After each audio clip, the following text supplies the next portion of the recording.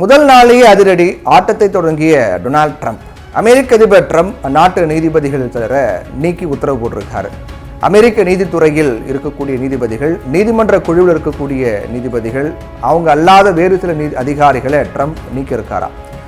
5 முதல் 6 பேர் வரை நீக்கப்பட்டிருக்காங்க அப்படின்றாங்க. அதனால இவங்களுடைய லிஸ்ட் இன்னும் முழுமையாக வெளியாகன்ற மாதிரி இப்போ வரைக்கும் தகவல் வந்துட்டு இருக்கு. இவங்க எல்லோரும் அமெரிக்காவை பூர்வீகமாக கொள்ளாதவர்கள், வேறு வேறு நாட்டிலிருந்து ஆவணங்கள் இல்லாமல் அமெரிக்கா வந்தவர்கள், ஆவணங்கள் இன்றி வந்து பின்னர் பல வழிகளில் இவங்க குடியுரிமையை பெற்றவங்க, முறையான ஆவணங்களோடு வந்து பின்னர் குடிமகன்கள் ஆனவர்கள் கிடையாது. அவங்களை ட்ரம்ப் தொடர்ந்து எதிர்த்து வருகிறார். நிலையில தான் அது போன்ற பின்புலம் கொண்டவர்களை நீக்கி ட்ரம்ப் உத்தரவிட்டிருக்காரு. அமெரிக்க அதிபராக டொனால்ட் ட்ரம்ப் பதவியேற்றார். தன்னுடைய 2வது பதவி காலத்தின் முதல் நாளிலேயே 200 முக்கியமான உத்தரவுகளை ட்ரம்ப் பிறப்பிக்கிறார். அவர் முதல் கையெழுத்து போடும் சட்டங்களில் சில விஷயங்கள் குறித்த அறிவிப்புகளை தன்னுடைய உரையில வெளியிட்டிருக்காரு. அமெரிக்க அதிபர் டொனால்ட் ட்ரம்ப் 3ஆம் பாலினத்திற்கு LGBTQ பிரிவினருக்கு எதிராக அடிக்கடி கருத்து தெரிவித்து வரக்கூடிய நபராக இருக்காரு.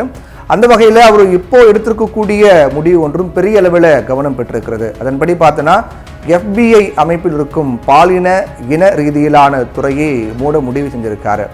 இந்த FBI பிரிவு பாலின ரீதியிலான குற்றங்கள், அதாவது கருப்பின வெள்ளை இன ரீதியிலான குற்றங்களை மட்டும் விசாரிக்கும். இதை நீக்க முடிவு செஞ்சிருக்காரு. அதே போல 2 பாலினம் மட்டுமே இருக்கு, அமெரிக்காவில் மற்ற பாலினங்களுக்கு அனுமதி கிடையாது அப்படின்னு ட்ரம்ப் அதை குற்றமாக்கி உத்தரவிட்டிருக்காரு. போதைப் பொருட்கள் கடத்தல்காரர்கள் பயங்கரவாத அமைப்புகளாக முறையாக அறிவிச்சிருக்காரு. பயங்கரவாத அமைப்புகள் அப்படிங்கிற மாதிரி போதைப் பொருள் கடத்தல்காரர்கள் அறிவிச்சிருக்காரு. இதன் மூலமாக போதைப் பொருள் கடத்தல்காரர்கள் இனி தீவிரவாதிகள் அப்படின்னு அறிவிக்கப்படுவாங்க. நாட்டின் தணிக்கை அமைப்பை முடிவுக்கு கொண்டு வருவதாக அறிவிச்சிருக்காரு. இதன் மூலமாக அமெரிக்காவில் யாரும் என்ன கருத்து தெரிவிக்கலாம், இனி பொது ஊடகங்களில் யாருடைய கருத்தும் தணிக்கை செய்யப்படாது அப்படின்னு ட்ரம்ப் அறிவிச்சிருக்காரு. தெற்கு அமெரிக்கா எல்லையில் எமர்ஜென்சி தொடங்குவதாக அதிபர் ட்ரம்ப் அறிவிப்பு வெளியிட்டிருக்காரு. எல்லா விதமான முறைகேடான எல்லை பகுதிகளும் மூடப்படும், அமெரிக்காவில் அத்துமீறி ஆவணங்கள் இல்லாமல் உள்ளவர்கள் வெளியேற்றப்படுவார்கள் அப்படின்னு ட்ரம்ப் அறிவித்திருக்காரு.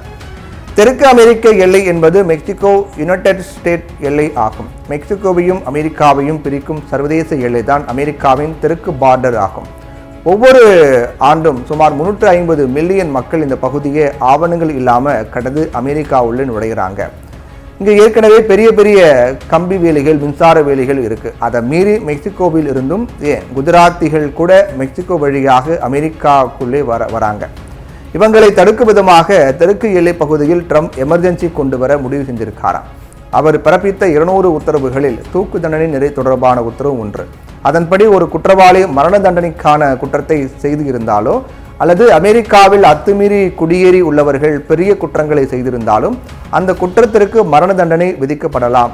இதுபோன்ற தூக்கு தண்டனை கொடுக்கப்பட வேண்டிய குற்றங்களுக்கு கண்டிப்பாக தூக்கு தண்டனை கொடுங்கள் அப்படின்னு ட்ரம்ப் உத்தரவிட்டிருக்காரு.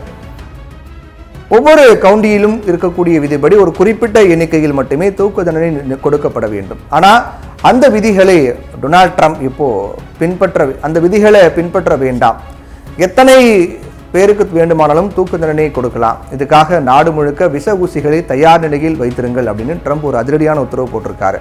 பாலியல் பலாத்காரம் செய்தவர்கள், கொலைக்காரர்கள், சிறுவர்கள் சிறுமிகளை துன்புறுத்துவர்களை விட அவங்க யாருமே நான் விட மாட்டேன், அவங்களை எல்லாம் கண்டிப்பாக தூக்கு தண்டனைக்கு உட்படுத்துவேன், அவங்களுக்கு கண்டிப்பாக தூக்கு தண்டனை கிடைக்கும். நான் ஆட்சிக்கு வந்த இந்த நிலையில மீண்டும் சட்டம் கடமையை செய்யும், சட்டம் மீண்டும் செயல்பாட்டிற்கு வரும், தூக்கு தண்டனையை குறைக்காமல் பார்த்துக் கொள்வேன் அப்படின்னு டொனால்ட் ட்ரம்ப் தெரிவித்திருக்கார். இந்த மாதிரியான அதிரடியான அறிவிப்புகள், பொதுவாக டொனால்ட் ட்ரம்ப் அப்படின்னாலே அதிரடியான அறிவிப்புகள் வெளியிடக்கூடிய நபர் அப்படின்னு அதுக்கு பெயர் போனவர்.